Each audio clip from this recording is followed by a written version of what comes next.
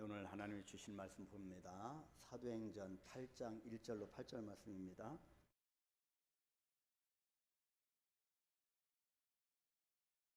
사도행전 8장 1절로 8절 말씀 같이 합독합니다. 바울은 그가 죽임 당함을 마땅히 여기더라. 그날에 예루살렘에 있는 교회에 큰 박해가 있어 사도 외에는 다 유대와 사마리아와 모든 땅으로 흩어지니라. 경건한 사람들이 스데반을 장서하고 위하여 크게 울더라. 바울이 교회를 잔멸할세 각 집에 들어가 남녀를 끌어다가 옥에 넘기니라.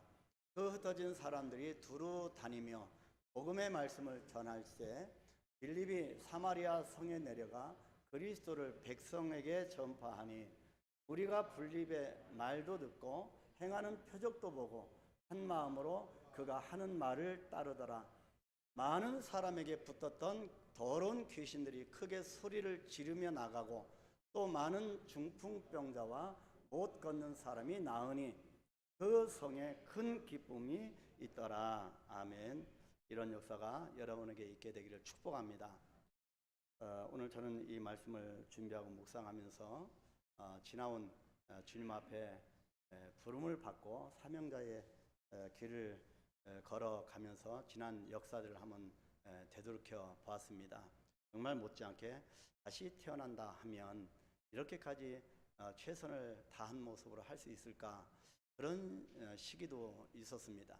그래서 어찌 보면 놀 줄도 모르는 그런 나의 모습을 또 발견하면서 많이 놀아봐야 놀 줄 아는데 어디를 가서 쉬어야 되는지 그것도 모르는 저의 모습을 보면서 그래도 하나님의 부름을 받고 최선의 그런 사역의 그런 삶을, 그런 시간을, 그런 인생을 살아왔다, 그렇게 묵상을 하면서 오늘 본문 말씀을 또 깊이 들여다보고 또 더 깊이 들여다봤습니다. 그러면서 그것이 중요한 것이 아니구나. 그래서 우리가 신앙생활을 하면서 또 사역을 하면서 가장 중요한 것은 올바로 예수를 믿어야 된다. 다시 말하면 성경대로 예수를 믿어야 되고 성경대로 최선과 열심히 살아가야 된다. 그 부분을 깨닫게 되었습니다. 그래서 그 부분을 이 시간 한번 같이 나누려고 합니다. 이 말씀을 통하여서 어떻게 보면 우리의 신앙의 본질을 건드리는 말씀일 수도 있습니다. 그래서 여러분 어떠한 내용인지 한번 집중해서 같이 은혜를 나눴으면 좋겠습니다. 세상에서 가장 유용하고 아름답고 의미 있게 사용되어지는 말 가운데 하나가 최선이라고 하는 단어일 겁니다. 설령 실패했더라도 최선을 다한 실패는 용서까지 받습니다. 최선을 다했으니 괜찮아, 그렇게 위로도 하기도 합니다. 반대로 아무리 성공했을지라도 최선을 다하지 않은 성공은 위험한 성공으로까지 여길 정도로 이 최선이라고 하는 단어는 이 땅에서 가장 환영받는 말입니다. 그러나 하나님의 세계에서는 이 최선이라고 하는 단어 하나만으로는 충분하지 않은 그 무언가가 있음을 알아야 합니다. 이런 이야기가 있습니다. 소와 사자가 있었답니다. 둘이 죽도록 사랑했대요. 그래서 죽도록 사랑해서 결혼을 하게 됐습니다. 결혼해서 살게 됐는데, 그래서 서로에게 최선을 다하기로 약속을 했습니다. 소는 최선을 다해서 채식을 하는 이 소이기 때문에 최선을 다해서 날마다 맛있는 풀을 사자에게 대접을 했습니다. 사자는 육식을 하기 때문에 정말 싫었지만 참았습니다. 육식을 하는 사자도 최선을 다해서 맛있는 살코기를 날마다 소에게 대접을 했습니다. 소도 괴로웠지만 참았습니다. 그런데 참는 것도 한계가 있지요. 그래서 안 되겠다 싶어서 둘은 마주 앉아 대화를 나눴습니다. 그러나 서로의 최선만을 고집하게 되었고, 나는 너를 위해서 최선을 다했다는 겁니다. 열심히 돈 벌고 열심히 살아왔다는 겁니다. 그래서 최선만 고집하게 되었고 끝내 헤어지고 말았다고 합니다.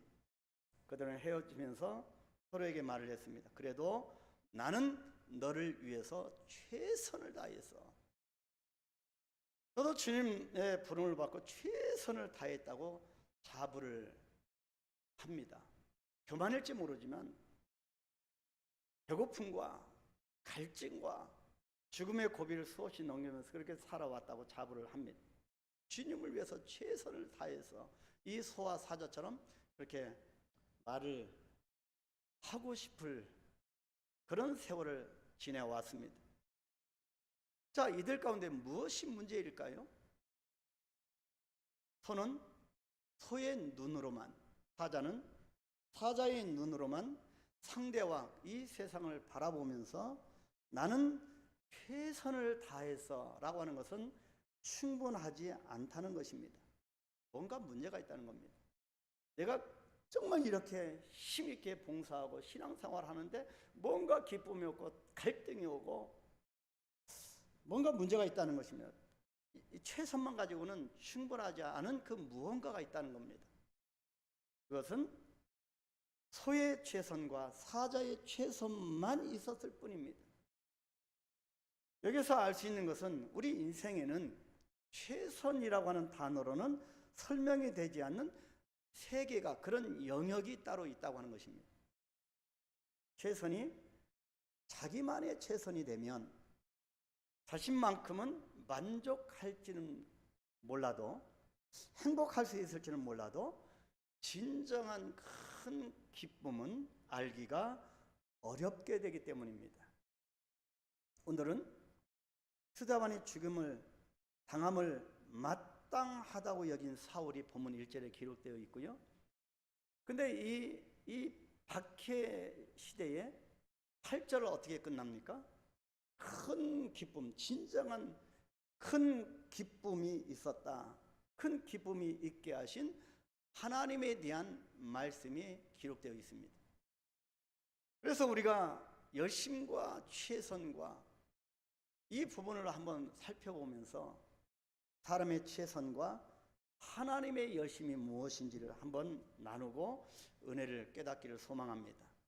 자, 4가지 부류가 오늘 본문에 나옵니다. 첫 번째 부류가 사울을 비롯한 박해자들입니다. 이 4부류의 사람들은 정말 최선을 다한 사람입니다. 본문 1절 하반절부터 3절 말씀을 보시면 그날에 예루살렘에 있는 교회에 큰 박해가 있어 사도 외에는 다 유대와 사마리아 모든 땅으로 흩어지니라. 경건한 사람들이 스데반을 장사하고 위하여 크게 울더라. 사울이 교회를 잔멸할세 각 집에 들어가 남녀를 끌어다가 옥에 넘기니라. 여러분, 우리가 이 본문 말씀을 보면서 어떤 단어에 더 관심이 갑니까? 박해라고 하는 단어입니다. 다 흩어졌다는 겁니다. 얼마나 어려운 상황일까? 거기에 우리의 눈이 갑니다. 근데 우리가 더 성경을 깊이 들어다 보면 이것이 문제가 아니라는 겁니다.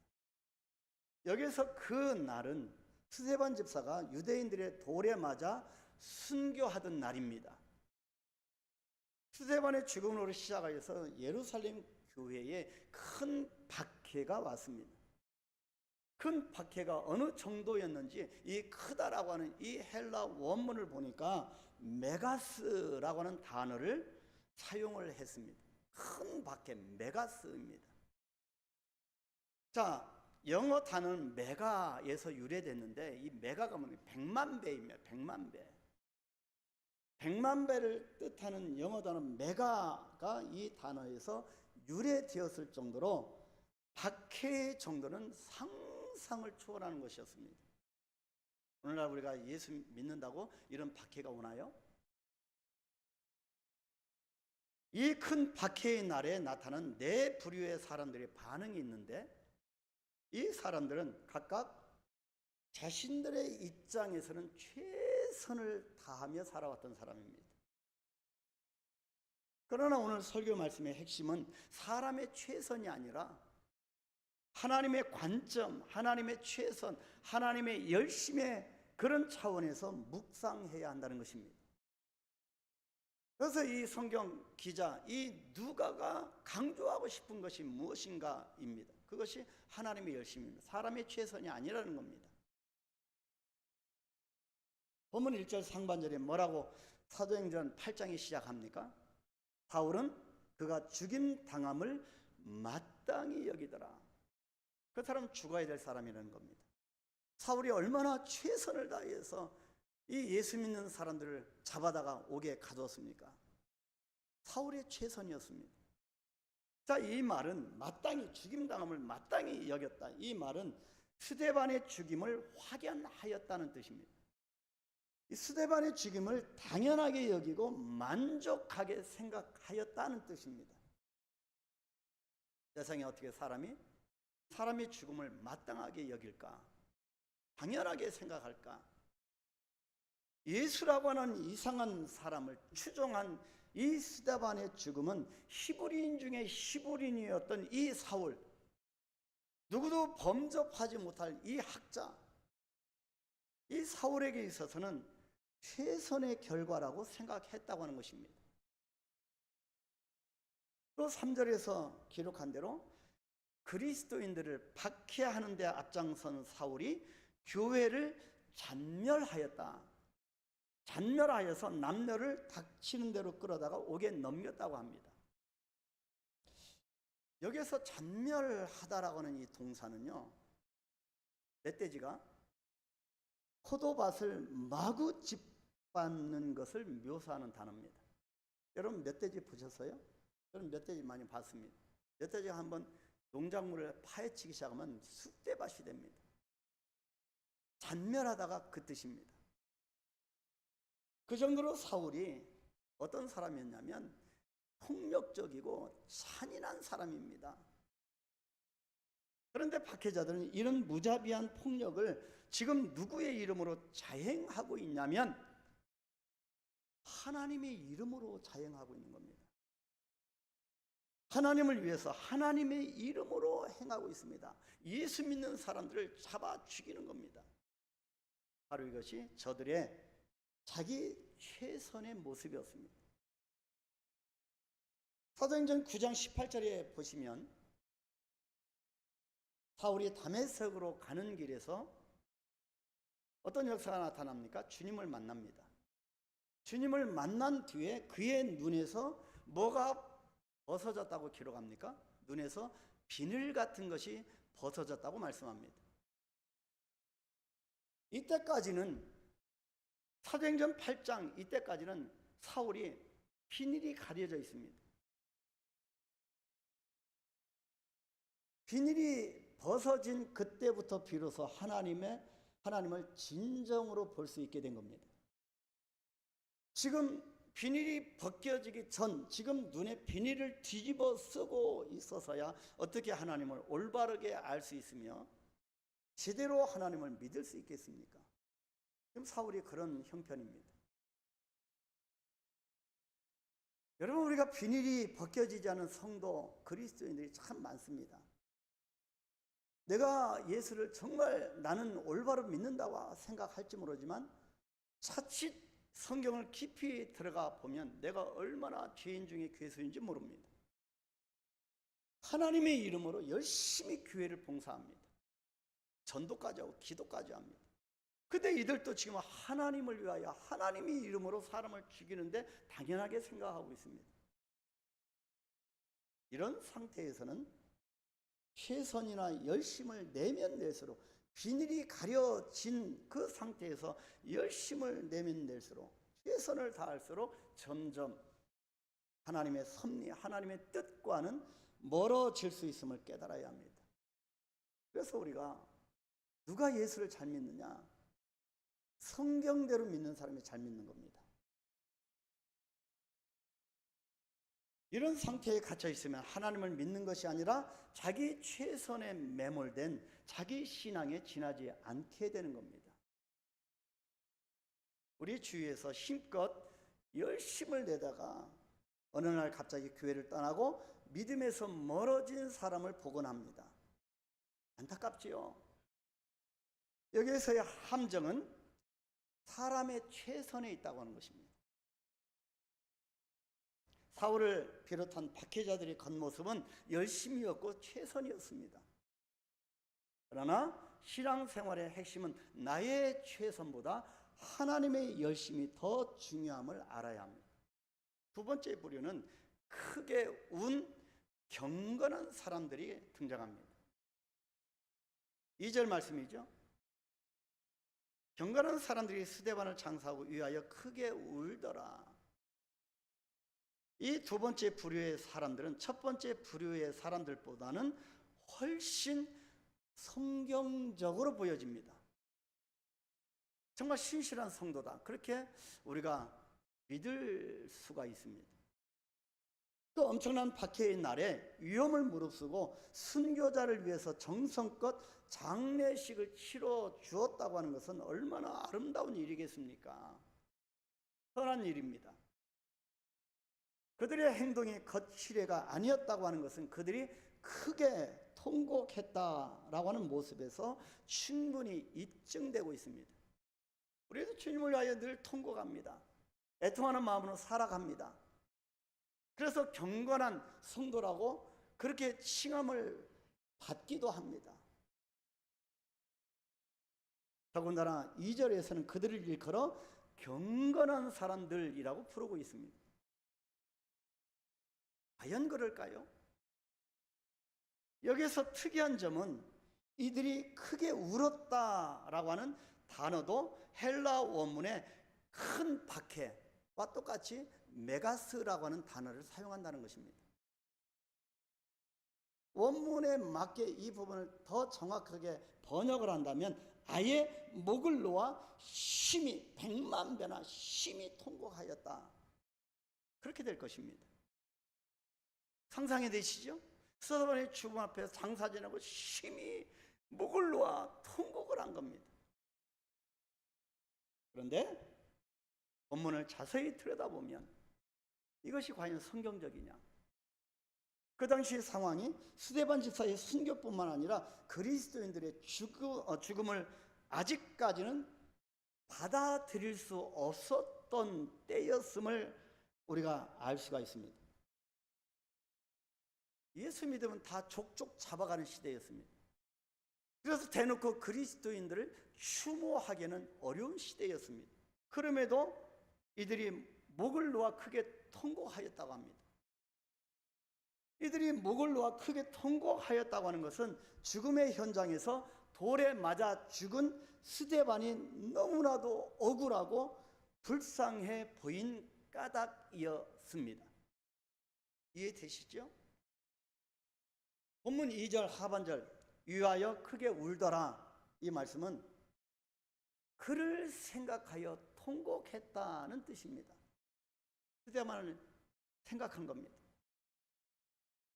이 생각하다, 위하다라고 하는 단어가 중요합니다. 스데반을 생각하고 운 겁니다. 근데 여기서 생각하다, 위하다라고 하는 이 단어는 원문에 타우조마라고 기록합니다. 원문 헬라어에서는 타우조마, 이 부분을 그렇게 단어를 사용합니다. 이 타우조마라고 하는 단어의 의미는 스데반을 기리다, 회고하다, 스데반이 살아온 예수 믿는 그의 거룩한 삶을 회고하다가 아니라 그냥 단순히 그의 죽음, 그의 처지를 불쌍히 여기다라고 하는 단어입니다. 그래서 이 헬라 원문의 타우조마라고 하는 단어는 스데반의 삶이 고귀하고 그의 삶을, 예수 믿는 삶이 정말 본받을 만하고 그 삶을 기리다가 아니라는 겁니다. 그냥 그저 단순하게 억울하고 불쌍해서 우는 겁니다. 이 부분을 잘 이해해야 합니다.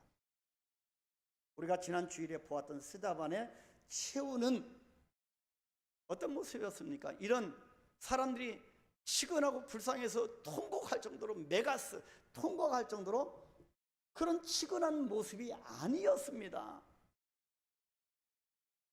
이들이 통곡하고 운 이유가 밝혀지고 있습니다. 스데반은요, 최후의 죽음이 그런 비참하고 불쌍한 죽음이 아니었습니다. 우리가 예수를 따라가고 복음을 고난받는 것은 그렇게 치근하게 여길 정도 그런 저차원적인 삶이 아니라는 겁니다. 스데반의 죽음에서 스데반은 마지막에 하나님의 영광을 보았고 그 우편에 계신 예수 그리스도를 보았습니다.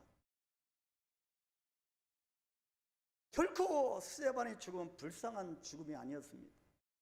오히려 불쌍한 자들은 스데반의 집사의 설교를 듣고 두려움에 사로잡혀서 이를 갈면서 돌을 들고 달려든 유대인들입니다. 오히려 저들을 위하여 슬피 울어야 할 것입니다. 물론 이 땅에서 사랑하는 사람과 마지막 작별을 한다고 하는 것은 정말 힘든 일입니다. 그것도 갑자기 죽음으로 이별하는 것은 정말 받아들이기 어려운 부분입니다. 며칠 전에 서울시청 앞에서 그런 갑작스러운 죽음 앞에 이 유족들은 얼마나 고통스럽겠습니까? 아무리 천국과 영생을 믿는 그리스도인이라고 할지라도 죽음으로 인한 갈라짐은 정말 슬프고 힘들게 만듭니다.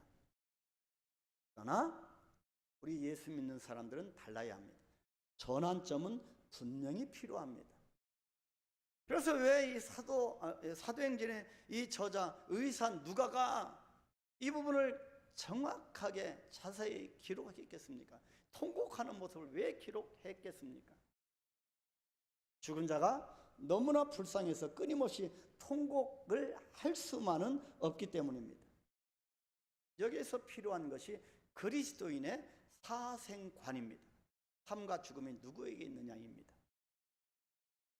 본문에서 통곡한 자들은 죽음에 관한 한 믿지 않는 세상 사람들과 아무런 차이가 없었음을 알 수가 있습니다.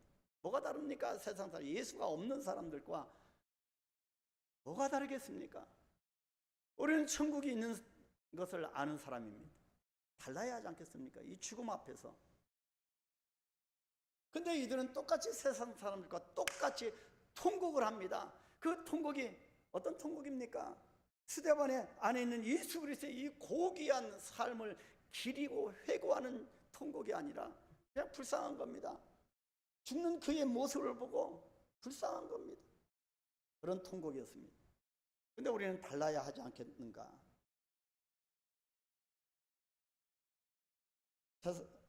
사람들은 그들을 경건한 자라고 불렀을지는 몰라도 아직 죽음에 대한 부분에서는 신앙 정립이 되지 않은 모습입니다. 우리 한국교회 성도 여러분들은 사생관이 올바르게 성경적으로 정립되어서 죽음 앞에서의 나의 모습이 어떻게 고귀한 모습으로 할 것인가 중요합니다. 우리는 예수의 사람이기 때문입니다. 성경은 죽음에 대한 그리스도인의 완전히 다른 반응의 모습을 강조하고 있습니다. 어떤 모습이겠습니까? 사도행전 12장 1절로 2절 말씀입니다. 그때에 헤롯 왕이 손을 들어 교회 중에서 몇 사람을 해하려 하여 요한의 형제 야고보를 칼로 죽이니, 이 박해가 아직 안 끝났습니다. 왜 예수 믿는들에게 죽음을 당해야 되고 왜 이렇게 손해가 돼야 되고 왜 이렇게 어렵습니까? 그 단계를 깊이 성경으로 들어가 봐야 합니다. 이 말씀은 당시의 상황이 어떠했는지를 알려주는 말씀입니다. 예수 믿는 그대로 죽음입니다. 이 땅에도요, 우리가 한국에 있으니까 이 평화의 시대를 살아가고 있기 때문에 예수 믿는 것이 그렇게 긴장을 하지 않아도 되는 것인지 그렇게 느낄지 모르지만 아직도 이 지구상에는 예수 믿는 것 때문에 죽음을 당하는 사람이 있습니다. 스데반 집사의 순교에 의해서 이제 순교의 죽음이 사도 야고보와 베드로까지 온 겁니다. 그런데 이때 초대교회의 거룩한 성도들의 반응을 바로 여기 스데반 집사의 죽음 앞에서 통과하는 사람들과 완전히 달랐습니다. 이것이 성경이 강조하고 싶은 말씀이에요. 사도행전 12장 5절 이렇게 말씀합니다. 이에 베드로는 옥에 갇혔고 교회는 그를 위하여 간절히 하나님께 기도하더라. 이들의 반응입니다. 이것이 진짜 백이라는 겁니다. 본문에서 스데반을 장사 지내면서 갖게 되는 사람들의 안타까워하는 마음은 인간적으로는 최선의 마음일 수 있습니다. 죽은 자에 대한 최선의 마음, 통곡하는 겁니다. 그러나 죽음이 우리 사이를 갈라놓는다 하더라도 거기에는 사람의 최선보다는 더 중요한 하나님이 열심히 우리를 이끌어 간다고 하는 사실을 깨달아야 합니다. 세 번째 부류, 예루살렘을 떠나지 않은 사도들입니다.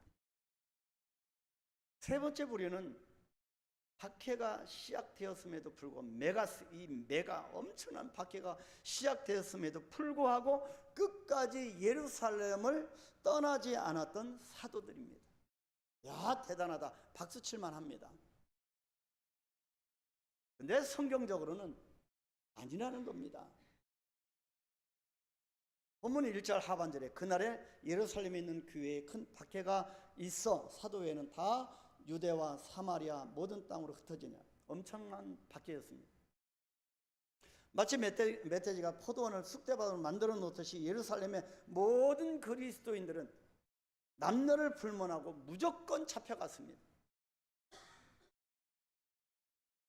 정말 말로는 표현하기 어려운 메가톤급의 박해였습니다. 사도들 역시 사람인 이상 두렵지 않을 수 없었을 것이고요. 얼마나 두려웠겠습니까? 예루살렘을 떠나 피신하는 것이 마땅했을 것입니다. 그런데 사도들은 예루살렘을 떠나지 않았습니다.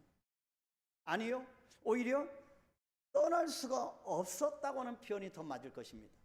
왜요? 사도이기 때문에. 사도라고 하는 이 중압감 때문에. 이것이 중요합니다. 내가 목사이기 때문에, 내가 중직자이기 때문에 떠날 수가 없는 겁니다. 예수님의 고난과 부활의 현장인 이 예루살렘을 지켜야 하기 때문에, 그리고 교회의 동요를 막기 위해 남는 것이 사도로서의 의무라고 생각했기 때문입니다. 어떻게 보면 정말 맞는 얘기입니다. 직분이 이렇게 만들어 놓습니다. 이것이 바로 자기 최선의 모습에 불과하다고 하는 것을 성경은 말합니다. 왜 이것이 주님의 부활의 현장을 지키고 예루살렘을 지키고 교회가 동요되어지기 때문에 동요를 막기 위해서 남는 것이 왜 자기 최선일까? 사도라고 하는 이 직분자라고 하는 이 자기 최선의 모습일까? 왜 성경이 이렇게 말할까? 무슨 뜻일까요? 그래서 우리가 10년 믿고 20년 믿고 이 직분자로 살아가다 피곤한 겁니다. 갈등이 생기고요, 시험에 들고요, 자꾸 남을 정죄하는 정죄의식이 생기고요, 자기 최선이라고 하는 겁니다. 우리들은 주님께서 승천하시기 직전에 사도들에게 마지막으로 남기신 말씀을 깊이 새길 필요가 있습니다. 주님이 이렇게 말씀합니다. 마지막에 사도행전 1장 8절입니다. 우리 큰 소리 한번 같이 외치겠습니다. 오직 성령이 너에게 임하시면 너희가 권능을 받고 예루살렘과 온 유대와 사마리아와 땅 끝까지 이르러 내 증인이 되리라 하십니다. 여러분 감이 오시나요? 사도들에게 있어서 예루살렘이란 앞으로 그리스도의 증인으로 살아갈 인생 여정의 출발점이었을 뿐이지 결코 종착역이 아니라고 하는 것을 강조한 말씀인 겁니다. 그래서 여기가 좋사오니 아닙니다. 출발점이지 종착역이 예루살렘이 아니라는 것입니다. 이미 사도행전 1장 8절에서 주님이 승천하신 마지막으로 말씀하신 내용입니다. 사도들에게는 사명자로서 가야 할 길이 있었던 겁니다. 그런데도 그들은 예루살렘을 지키겠다고 하는 자기 최선, 열심을 품고 예루살렘에 남았다고 합니다. 자기 최선의 모습이지요. 흔히 우리는 신앙생활하면서 이런 오류를 범할 때가 종종 있습니다. 성경대로 믿어야 합니다. 성경대로 믿는 자가 가장 경건한 자이고 신실한 자입니다. 그런데 오늘 본문 사도행전 8장에서는요, 예루살렘을 떠나지 않는 사도들의 모습이 대단히 헌신적이고도 고귀한 희생처럼 보이지만 이들의 모습은 사도행전 10장도 채 가기도 전에 이것이 주님의 뜻과는 상관없는 자기 고집과 자기 집착에 지나지 않았음을 깨닫게 됩니다. 그래서 성경은 마치 보란 듯이 예루살렘 다음으로 세워진 안디옥 교회가 어떻게 하는지를 보여줍니다. 예루살렘 다음으로 세워진 안디옥 교회는 세워진 지 얼마 되지 않아서 담임 목사인 바나바와 사도 바울이 된 동역자 사울을 선교사로 파송하였음을 보여줍니다. 머무르지 않고 파송하는 겁니다. 사도행전 13장 2절 3절입니다. 주를 섬겨 금식할 때 성령이 이르시되 내가 불러 시키는 일을 위하여, 내가 불러 시키는 일입니다. 그 일을 위하여 머무르지 않고 바나바와 사울을 따로 세우라 하시니 이에 금식하며 기도하고 두 사람에게 안수하여 보내니라. 파송했습니다. 사람의 최선과 하나님의 열심은 그 영적 깊이가 얼마나 다른지를 보여주는 말씀입니다. 마지막 네 번째 부류, 예루살렘을 떠나 흩어진 사람들입니다. 메가톤급 대박해로 인해서 예루살렘을 떠나 사방으로 흩어진 사람들이지요. 일반적으로 참된 신앙자는, 정말 진정한 믿음의 소유자는 박해를 두려워하지 않는 것으로 여겨지고 있습니다. 담대함으로 박해도 아랑곳 없이, 그래서 박해의 자리를 떠나는 것은 신앙의 배교이고 비겁한 행동처럼 인식되기도 합니다. 그런데요, 반드시 그런 것만이 아님을 오늘 본문 말씀을 통하여 알게 됩니다. 본문 1절 하반절 말씀이 이렇게 증거합니다. 그날에 예루살렘에 있는 교회에 큰 박해가 있어 사도 외에는 다 유대와 사마리아 모든 땅으로 흩어지니라. 많이 들은 말씀이지요. 많이 들었지요. 그들은 유대와 사마리아 지역을 향하여 흩어졌다고 기록합니다. 자, 여기서 중요한 핵심은 그들이 흩어졌던 방향이 예수님께서 마지막 유언으로 명령하셨던 방향하고 정확하게 일치하고 있다는 것입니다. 예루살렘을 떠나서 유대와 사마리아와 땅끝까지 온 땅으로 흩어진 겁니다. 이것이 성경입니다. 주님의 말씀과 일치하고 있습니다. 보통 사람들이 이사를 갈 때나 이런저런 이유로 거처를 옮길 때는 대부분 다 더 좋은 여건과 환경을 찾아 떠납니다. 더 열악한 곳에 가고 싶은 경우는 거의 없지요. 여러분, 이들이 떠난 곳이 예루살렘입니다. 예루살렘은 수도입니다. 모든 편리와 문명과 이기가 다 있습니다. 그런데도 그들은 지금 유대의 시골 지방으로 또 천대만 사람들이, 사람 취급도 못 받는 사람들이 모여 사는 사마리아 땅으로 마치 좌천되거나 귀양 가는 분위기입니다. 그럼에도 불구하고 핍박을 피해서, 박해를 피해서 가는 것처럼 보여지지만 정말 박해를 피해서 도피한 것만 이유가 거기에만 있다고 하면 저들이 이런 행동을 보일 수가 없습니다. 어떤 행동을 보였습니까? 저들이 떠나가는 그 곳에서 무엇을 했을까요? 본문 4절 5절 말씀, 그 흩어진 사람들이 두루 다니며 복음의 말씀을 전할 때 빌립이 사마리아 성에 내려가 그리스도를 백성에게 전파하니. 지금 정신없는 와중에 대박해가 일어나는데 피신해 가는 사람들이 정신도 없었을 때는 가는 곳마다 복음을 전하고 있습니다. 흩어진 자들은 박해가 두려워서 남의 눈을 피해서 숨기 위해서 더 좋은 직장이나 자녀들의 교육 환경을 찾기 위해서 예루살렘을 떠났던 것이 아니었다고 하는 것입니다. 그들은 가까이 기꺼이 예루살렘을 떠나서 유대와 사마리아와 땅끝까지 흩어지면서 주님의 증인이 되었던 것입니다. 사도들도 못한, 그냥 자기 최선의 중압감에 그렇게 예루살렘에 머물렀던 사도들보다 성경적으로 살아간 겁니다. 예루살렘을 뛰어넘어야 한다고 하는 주님의 명령을 맹렬한 박해 속에서 비로소 이해하게 된 겁니다. 그래서 그 명령에 순종하기 시작한 겁니다. 다시 말해서 그들은 어느 날 자신의 삶에 느닷없이 몰아닥친 고난의 의미를 성경적으로 바르게 깨달은 사람들이었습니다. 예수를 이렇게 내가 잘 믿는데 정말 새벽기도도 빠지도 않고 정말 모든 예배에 빠지지도 않고 오늘 이렇게 10분 전에 예배에 오신 어르신들이 교회 오기 얼마나 준비가 좀 늦습니까? 그럼에도 10분 전에 오늘 오셨더라고요. 칭찬 받을 만 하십니다. 얼마나 예쁘시고 귀하십니까? 근데요, 여기 보니까 그런 중압감 때문에 사도들보다 성경적으로 갔다는 겁니다. 그래서 진정한 신앙은 내 최선의 삶이 아닌 성경대로 살아가는 것입니다.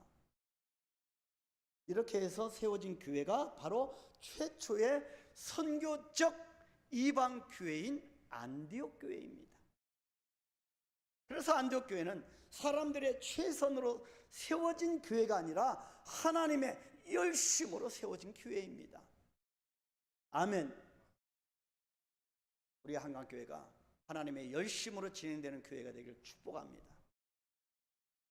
안디옥 교회는 스데반 박해 사건을 통해서 예루살렘을 떠나 흩어진 사람들에 의하여서 시작되었고요. 이 흩어진 사람들을 일컬어 디아스포라라고 합니다. 그래서 오늘날 우리 한국 이 좁은 땅덩어리에 전 세계에서 한국 땅에 이주민들이 몰려오고 있습니다. 정말 대단한, 이것은 메가 큰 축복입니다. 바로 여기에 하나님의 섭리와 계획이 있었던 겁니다. 이것이 하나님의 최선이고 하나님의 열심입니다. 그래서 이사야 37장 32절에 여호와의 열심이 녹아 있습니다. 우리 한번 같이 읽을까요? 이는 남은 자가 예루살렘에서 나오며 피하는 자가 시온산에서 나올 것입니다. 만군의 여호와의 열심이 이를 이루시리이다. 피하고 시온에서 나온 저들 통하여 만군의 여호와의 열심이 안디옥 교회를 세운 겁니다. 아멘.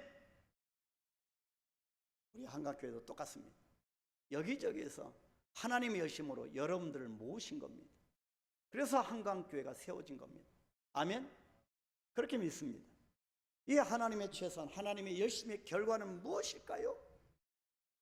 본문 6절 8절 무리가 빌립의 말도 듣고 행하는 표적도 보고 한 마음으로 그가 하는 말을 따르더라.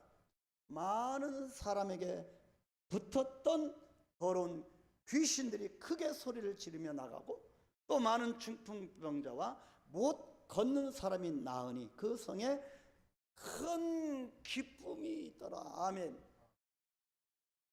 여러분 심령이 일어나지 못하는 심령이 있으십니까?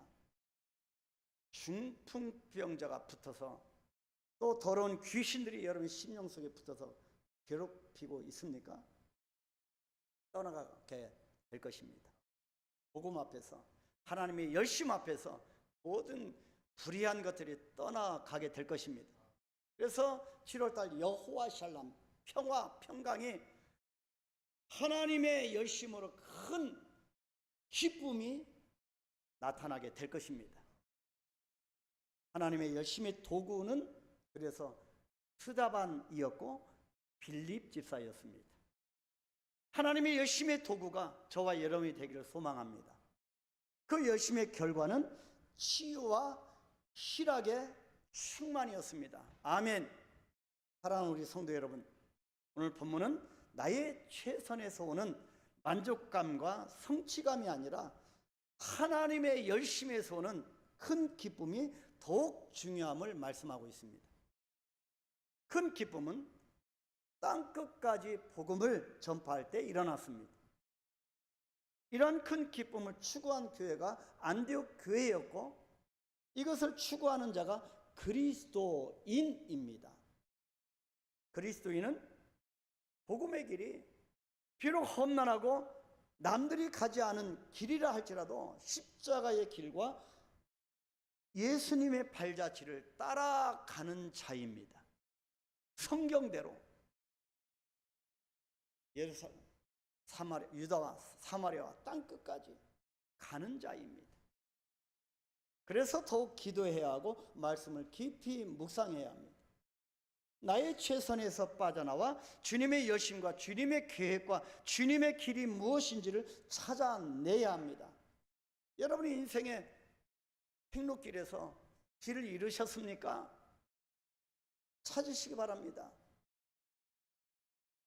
주님은 여러분을 붙들어서 유대와 사마리아 땅끝까지 가기를 기뻐하십니다. 그래서 그 길을 여러분 찾아내시길 바랍니다. 우리 모두 하나님의 열심을 품고 모든 열방의 복음을 전하십시다. 더러운 귀신도 서로를 지르며 떠나가게 될 것이고, 많은 병자들이 다 나음을 얻는 강력한 역사가 나타나게 될 것입니다. 그러하므로 여러분들의 가정과 삶의 현장에 큰 기쁨이 있게 되기를 주님의 이름으로 축복합니다. 한번 기도할까요?